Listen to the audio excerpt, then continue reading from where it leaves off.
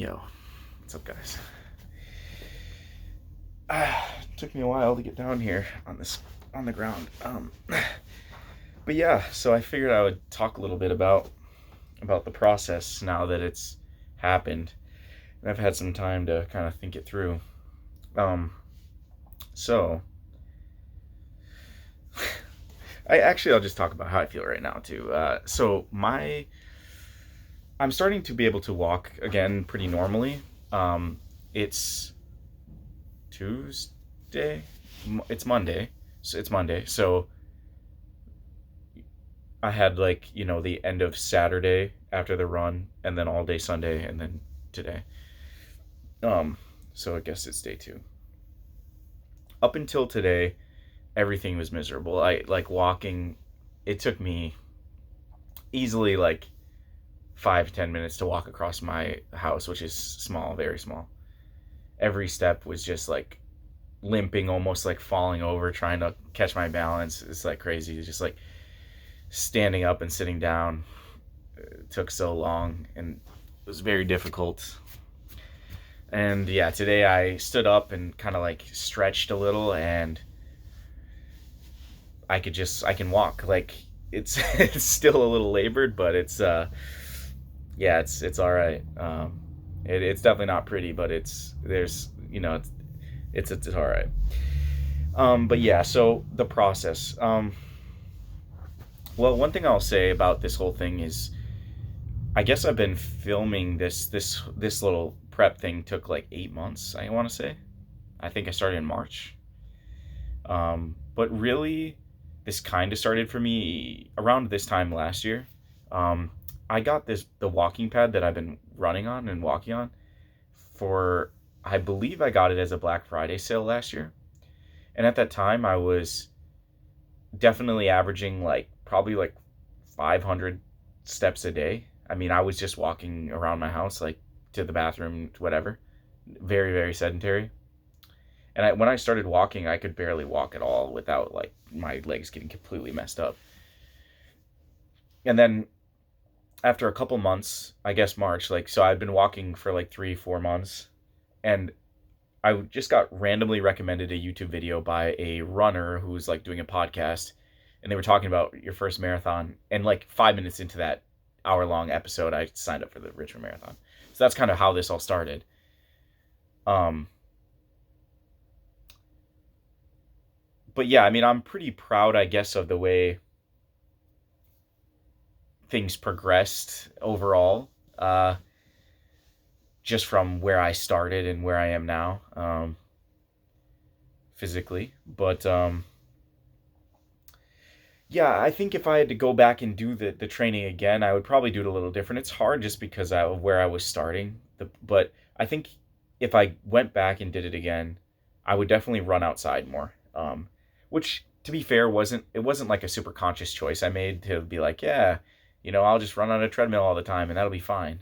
It was just more that, I mean, some of you know this, and most of you probably don't, but I have like an anxiety disorder, which kind of, I don't want to use the word prevent, but it definitely makes going outside very, very difficult. And I just don't go outside that much often.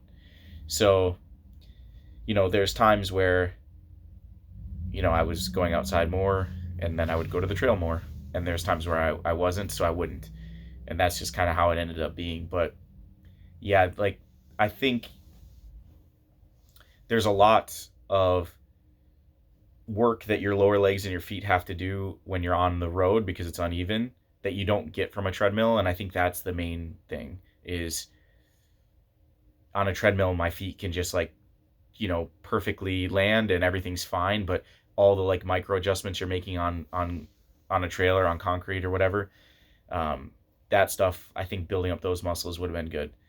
Also, the biggest problem that I had was nutrition and hydration. Um, and the truth is that I just got kind of complacent as we grew closer. I knew that I was getting really anxious, and I knew that there was a big chance that I just wouldn't go. Like, it was a big fight for me to go pick up my bib and stuff the day before, and to even go on race day. Like, there was a really big, like, probably I would say greater than 50% chance that I never even showed up to the marathon just because of anxiety.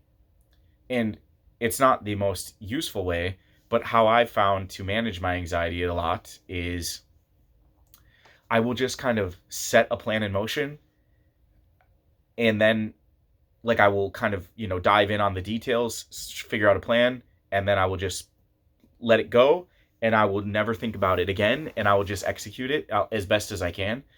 And that's usually what I do. But as I got closer to this, the anxiety was so much, I think I just kind of got complacent with how I was approaching the plan. And like, for example, the biggest issue is that when I was training, especially because I was training on a treadmill, I'm on a treadmill, and in front of me is a desk, and on that desk I have 2 bottles of regular water, 2 bottles of water with electrolytes, a bunch of like applesauce or whatever I'm consuming for carbohydrates. And as I'm running, I could literally just reach out and grab it. It's like no problem. And I have a running belt and all that stuff, so I could have simulated this in training with gel packets and all, and salt tabs and water bottles and stuff, and had that on me and ran with it. I just never really had to because I was always running inside. And I was planning to do this for the run, but I was like acutely aware of the fact that during the run they provide things for you, and like food and water and stuff. But I never actually looked at what the details of that were, like when they gave you stuff, what they gave you, because I was just so anxious I didn't want to think about it. And so I didn't think about it, and I just showed up with nothing. And I just ran. Uh, and it was a horrific mistake. And it basically turned what would have been probably a pretty terrible experience in general, and a very difficult one, into easily... It's hard to say this definitively because I've had some rough ones, but that might have been the worst day of my life. It was definitely the most physically demanding day of my life, and in a lot of ways mentally also. Yeah, it's like there's a couple other that come to mind, but it's easily in the top 3, if not the worst. Yeah. So basically what happened is I started running, and I don't even know when, really. It's a lot of it's a blur at this point, but I was struggling from the beginning, and a lot of it had to do with the fact that I couldn't breathe through my nose, so that's already a big problem. Uh, just for one, for breathing, but also like you just lose a lot of moisture, so it's like you dehydrate faster. But anyway, I was anxious before I left. I woke up at like 2 a.m. The race started at 7. I tried to just be like, live a normal life, like eat breakfast and stuff, but I couldn't barely eat. I wasn't drinking because I was anxious. And so I definitely wasn't like in a good shape heading into the race to begin with. And then they didn't start, I don't think they really start giving you water and stuff, like water stations and everything, if I remember correctly. It's like, I don't know, but it felt like it was like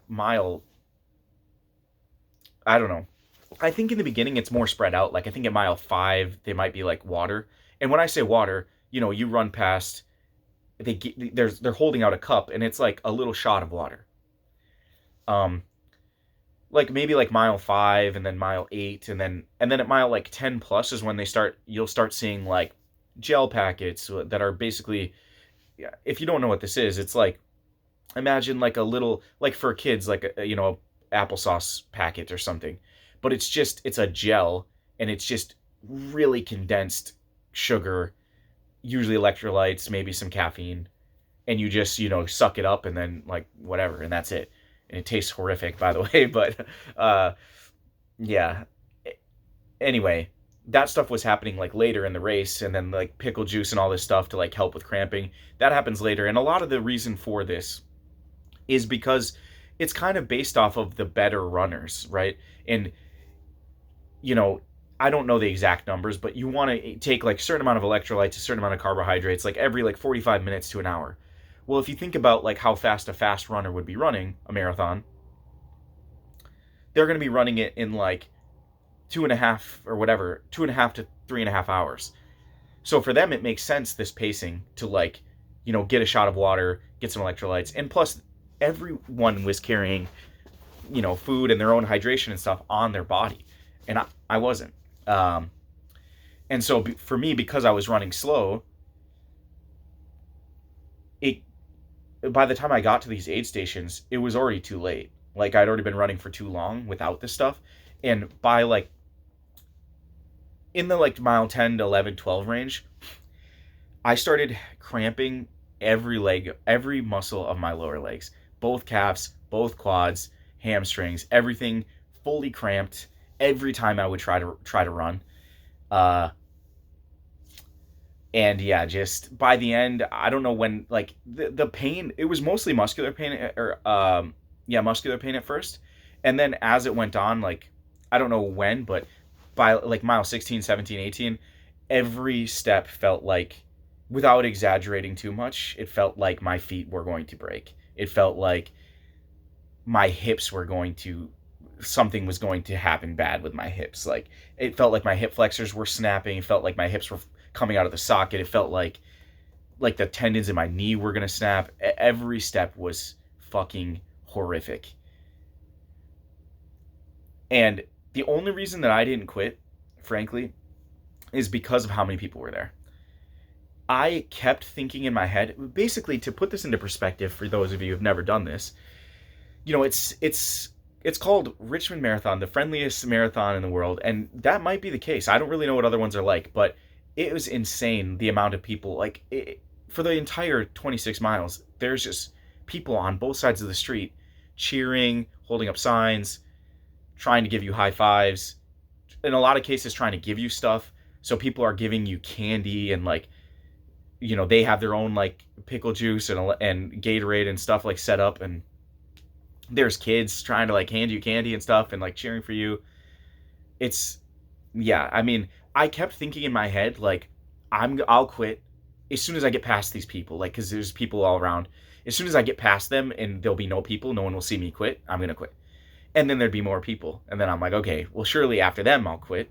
And I just kept thinking this, and then by the time that it kind of thinned out, actually, I was already on mile like 24, so I was like, well, geez, whatever. But it was truly a weird experience. I mean, like, I'm talking about like live music, and the route, you go through like downtown Richmond, and then you go through a bunch of residential areas. You're like out in the mountains, like, it's like there's a river on one side, a mountain on the other side, and there's some houses scattered in. But every house you pass, people are sitting at their end of their driveway with stuff to give you and to cheer you on.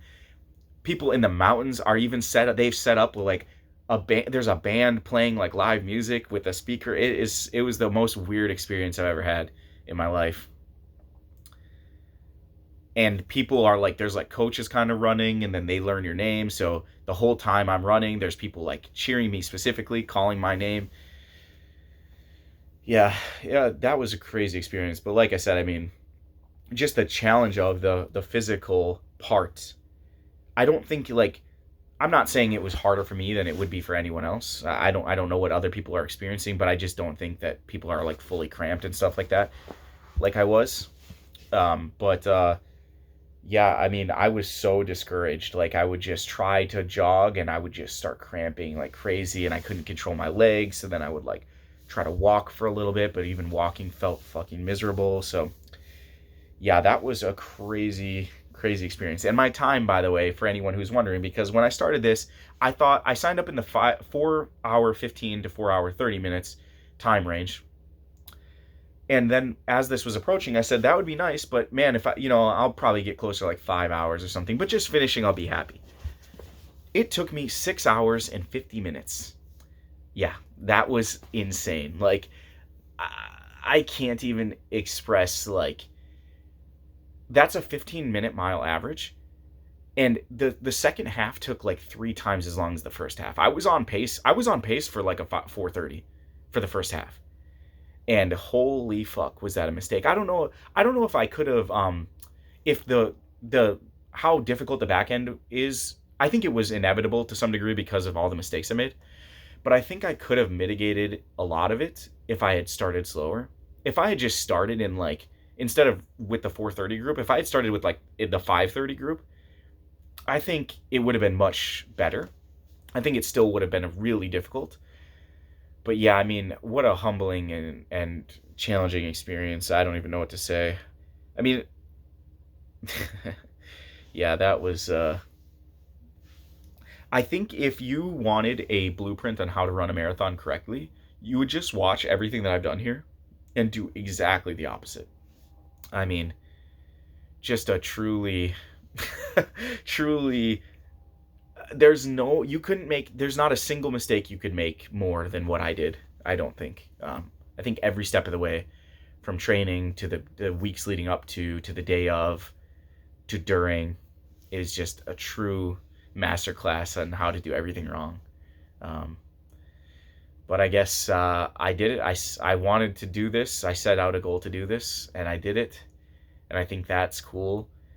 You know, I think it's hard for me to like wrap my head around a lot of this stuff, because it's like I wanted to quit. I almost quit many times during the prep. I wanted to quit during the race, but at the end of the day, I didn't quit, and I'm not sure how much it matters what the reason is that you don't quit things. I'm not really sure, but it's easy for me to like downplay the fact that I did it because you wanted to quit, but it's like, well, maybe people want to quit things all the time and they don't though, so maybe that's all that matters. I'm not sure, but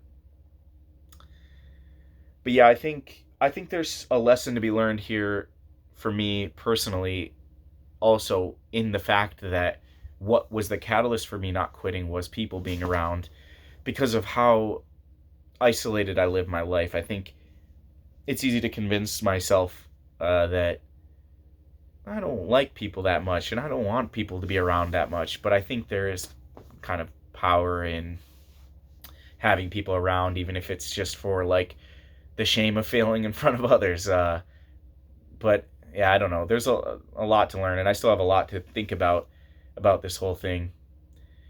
But I've been talking for 17 minutes, so jeez. Yeah. Anyway, as far as if I'm going to continue to run, I don't know.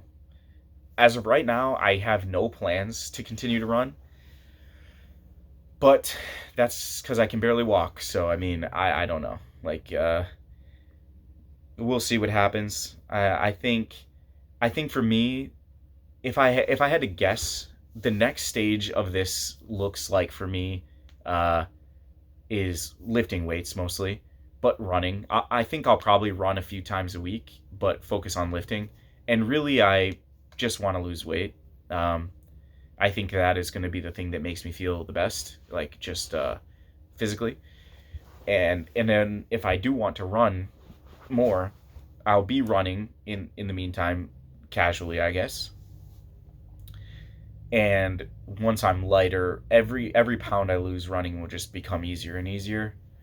So yeah, that I think that's what I'm doing, but I'm not sure. I'll probably, I don't know.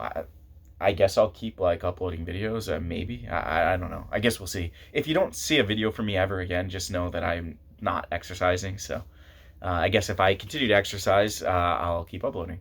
But yeah, for anyone who's watched these videos and for anyone who's made it this far, thank you. I don't know why you did that, but I appreciate it. Um, Much like the people who during the race made it difficult to quit, all of you have made it difficult to quit also. I feel somewhat obligated in a lot of ways to keep you informed and to keep showing up. So I appreciate the support. I appreciate you for believing in me, because I didn't really at any point. I still really don't. Unfortunately, I thought that, doing this would make me feel like I could trust myself and rely on myself and that it would prove that I could like do something. And maybe it did do that, but I don't feel that inside. So I don't know. I guess I'll just keep searching. So thank you. I'll see you next time. Peace.